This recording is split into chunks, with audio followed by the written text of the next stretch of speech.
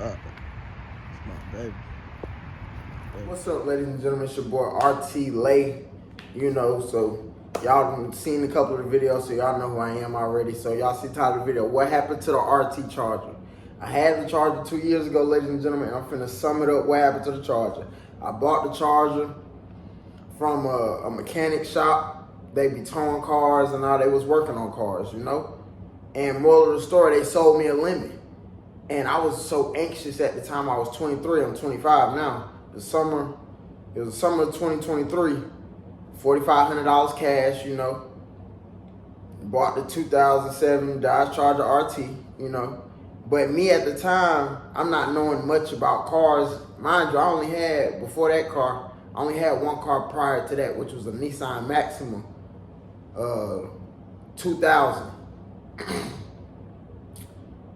Ended up getting some legal trouble. Don't have that car anymore. So yeah, that's gone, been gone. 2022, that been gone, vanished. I grabbed that car in 2023, summer 2023. And after a while, I started noticing that, if y'all seen the videos, it was like when doing a cold start or something in the morning, it was like hella smoke coming out of the pipes. And I was doing my due diligence as an already researching what's going on. And I was telling the people who I got it from, most likely, it could be the head gasket, but I'm not a mechanic. I'm not knowing much about cars. I just know how to drive. At this time, I didn't even have a license. I have a license now, but at 23, I didn't have a license. So I was just anxious to spend the money and grab a Charger RT, ready to make some YouTube content. And that's what I've been showing y'all. I've been showing y'all the same videos that I was recording while I was having the vehicle. So the videos y'all seeing now, the clips and things that y'all seeing, that's when I had the vehicle, which was 2 years ago. And I'm just having some type of emotional effect, and I'm really, in a sense, upset that I don't have no V8 that I'm driving now to give y'all that content. But it's cool, I'm staying down, I'm being patient.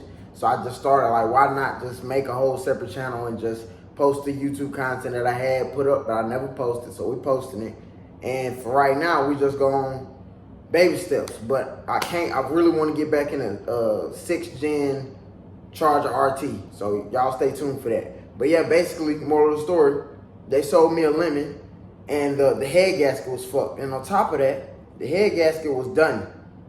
Cause that's why I was having problems. I was having engine problems. All of my coolant, it wasn't leaking under the car or nothing. So the coolant had to be going straight to the engine. But mind you, when I'm telling the mechanic this, they're like, nah, it can't be the head gasket. Nah, it's not the head gasket. It's other things. So I'm talking about, I was taking that car up. I only had the car for probably a month, ladies and gentlemen. Every time I had a problem, I went right back to the shop. And he was always saying it's something else. Well, it's not this, it's not that. And after a while, like I told you, I'm like, bruh, it could be the head gasket.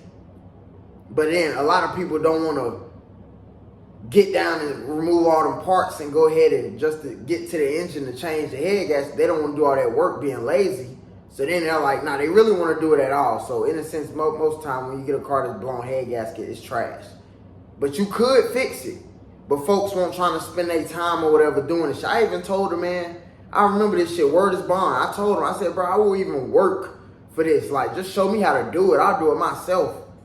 I was even offering to pay him just so he could show me how to so I could fix this motherfucking head gasket. You see what I'm saying? At the shop. Because I really wanted to keep the car that bad. You see what I'm saying? So after a while, I just kept having problems with it, ladies and gentlemen. I just took that shit back to the place I bought it from. They gave me half of my money back. They gave me $2,000 that day because I was so frustrated with it. And then this even more crazy. This is that's how you know shit don't be professional. I'm gonna say this. They didn't even have the title. So I was so anxious to grab the car. I was so anxious to grab a car that didn't even have a title. So by me doing all that, I had to wait. I had to grab the title myself. I had to go through all that paperwork and extra ass shit.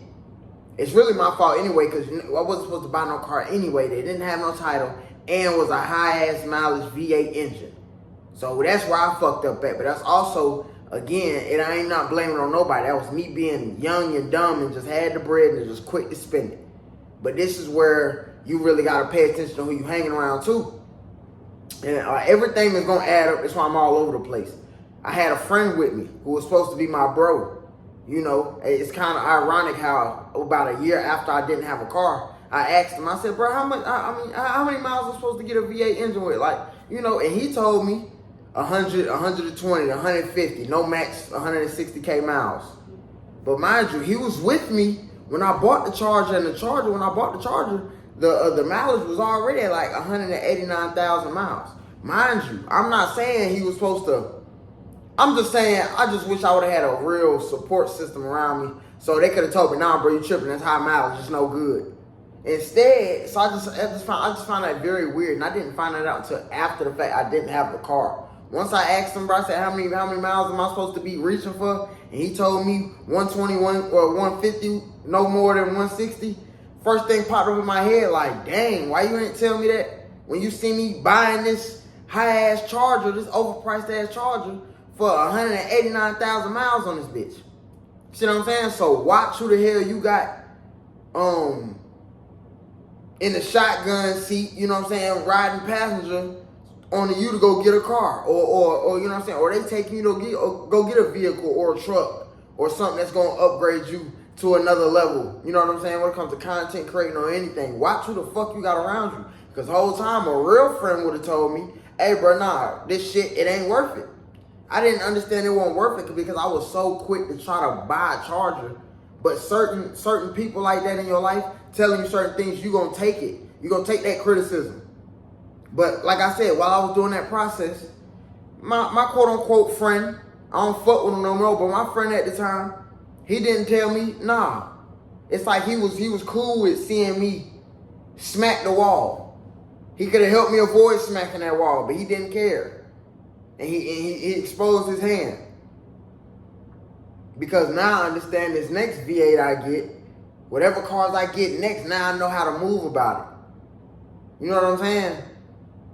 Some people just be on to watch you fail. You know what I'm saying? They want you to do good, but not better than them. That's another gem too. But slash from that, when it come back to the company or who I got the car from, y'all, ladies and gentlemen, do y'all know when I brought that car back because it had so many problems and shit? The head gas pipe had so many motherfucking problems. The last day I drove it, that motherfucker was jumping and skipping, didn't have no cooler in it. I had to literally damn near drive this bitch's last legs back to the shop. I did it and I made it. But you know what I'm saying? By the thanks to God. By the thanks to the man upstairs. More of the story. I got my 2000 that day, but I had to grab the title. By me being so anxious and impatient, I had to go get the title. I had to figure out all that shit. I had to get the title. That took a few months just for me to get my other 2,500 back. I'm just being real. And I went through some of those mistakes because one, I didn't have the right people around me, but that's not number one. That's just something I'm stating. Number one was me not being patient. Being impatient is where I fucked up at. Two, not watching who I got around me, not watching that the people who are around me really want to see me fail. And this person who around me don't want to see me in no Hemi. Don't want to see me having fun on YouTube, making content, doing this shit for real. Crazy thing is, the same person, this person inspired me. You know what I'm saying? Like, you know what I'm saying? I always had a love for muscle cars. But this was my homie that, you know what I'm saying, that had one of his own. And I'm in one every day with him.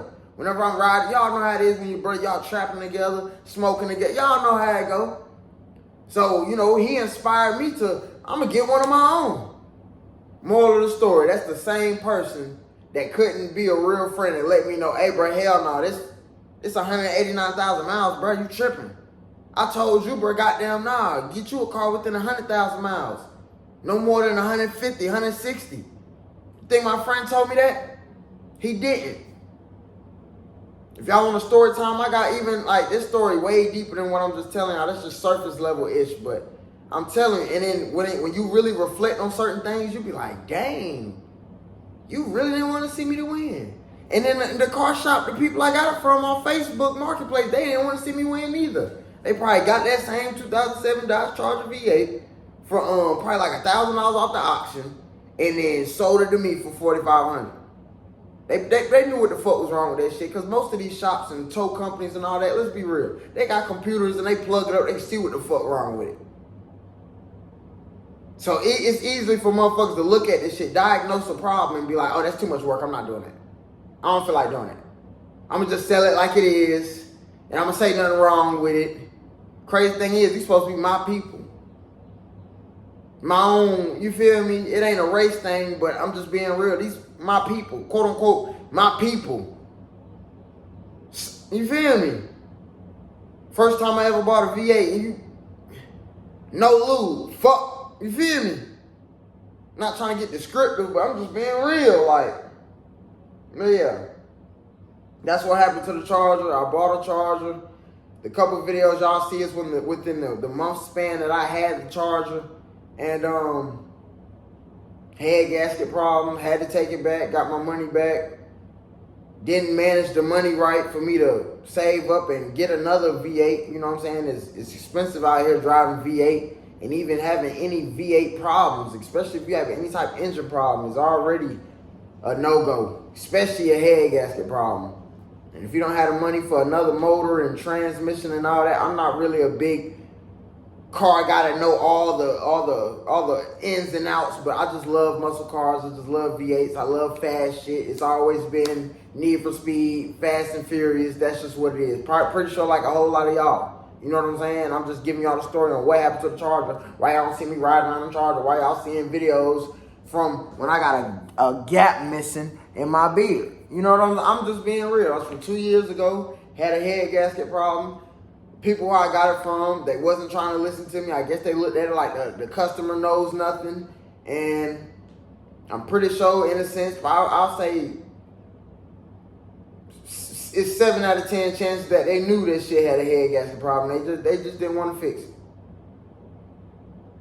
It was showing all the signs they could be a head gasket problem. We could have had it fixed way before that last day, and I didn't have no coolant in it, and that shit was jumping. See what I'm saying? Like, so yeah, that's what happened to the Charger, ladies and gentlemen. I just want to let y'all know, man, it's your boy RT Lay. You feel me?